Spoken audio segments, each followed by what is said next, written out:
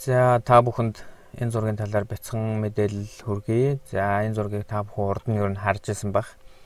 За би ч гэсэн бас харж ирсэн. За гэхдээ ер нь бол яг гадарлаад байгаа боловч яг ямар учиртай зураг гэдгийг бас мэддэггүй байсан. За энэ гэрэл зургийг бол Америкийн гэрэл зурагч Jeff Widener гэдэг энэ хүн бол авсан байгаа. За 1989 онд Tiananmen талбай дээр авсан. За энэ зургийн нэр нь бол Tankman буюу одоо хүн танк гэсэн нэртэй ийм зураг юм байна. За энэ зураг яагаад ийм алдартай юм бэ гэхээр зэрэг ер нь бол Tiananmen талбай дээр болсон оюутнуудын жагсаалыг одоо ингээд зэвсгийн хүчээр дарсан гэдэг ямиг бол дэлхийн нийтээр тухайн үед бол бүр ингээд маш их одоо одооныхоор бол одоо ингээд сошиал орчноор явж байгаа юм шиг ингээд маш их одоо ингээд мэдээлэл ийм одоо зүйл болсон юм байна тухайн үедээ.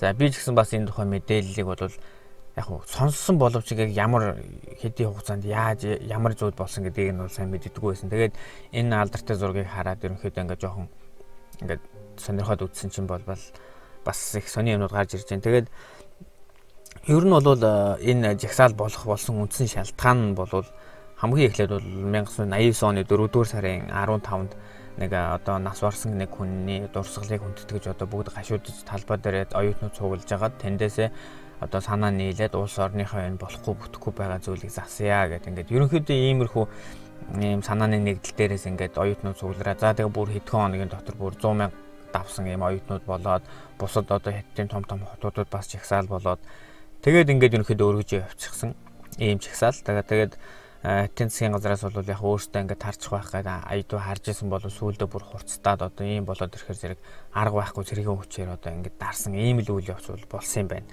За юу гэдэг одоо энэ яг энэ зургандаа харагдаж байгаа энэ залуу болохоор энэ танкийг бол одоо нэг танкийн цувааг үндсэндээ 30 минут орчим ингээд саатвал зогсоосон юм байна. За гартаа одоо ингээд хоёр ингээд дэлгүүрийн ууттай ингээд тортой юм барьчихсан. Тэгээд бүр сүулдэ ингээд танкн дээр нь гараа. Тэгээд дараа нь ингээд хүмүүс ингээд энэ залууг аваа явж байгаа. Тэгтээ тэр энэ залуу бол одоо яг тодорхой мэдээлэл байдгүй, нэр ус одоо байдгүй. Хятадын засгийн газар бол өөрөөсөө манайх энэ залууг одоо баривчлаагүй одоо устгаагүй ч гэдэг юм уу тийм мэдээлэл өгдөг бол одоо өөр гадны одоо хэвлэл мэдээлэлүүд бол одоо энд одоо жишээ нь Солонгосын нэг одоо мэдээний агентлаг бол энэ залууг Тайвань руугаа зогтоод тэгээд тэндээ Тайваны музейд бол ажиллаж исэн. Ингээл одоо ярьдаг бол Английн одоо сэтгүүлийн бас нэг одоо зарим хүмүүс бол энэ хүн бол 19 настай оюутан байсан байна. Одоо Ван Ванлин гэдэг одоо ийм оюутан байсан байна ч гэдэг юм. Ингээд олон таамаг ийм юм зүйлүүд байдаг. Гэхдээ яг тодорхой мэдээлэл бол байдаггүй тийм одоо хүн юм байна.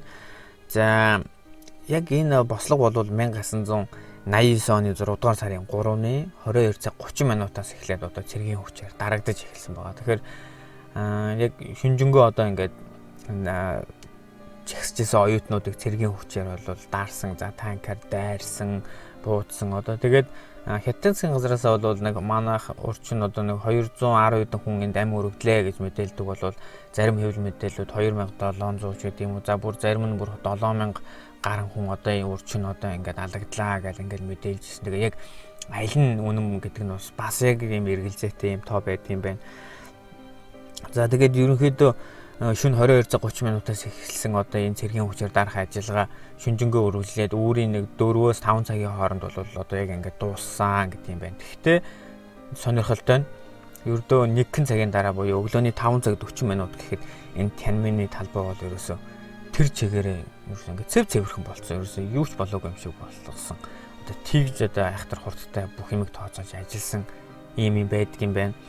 За тэгээд энэ жагсажсэн оюутнууд бас засгийн газартаа бол олон шаардлага хөргүүлж ирсэн. За тэдгээрийн нэг шаардлага нь бол их сони юм байлээ. Гадаад Монгол буюу бүгд найрамдах Монгол ард улсыг бүгд найрамдах Хятад ард улсын мэдэлд одоо авахыг шаардсан юм шаардах учраас байдаг гэж олж уншлаа. Тэгээ бас их сони санагдчихлаа.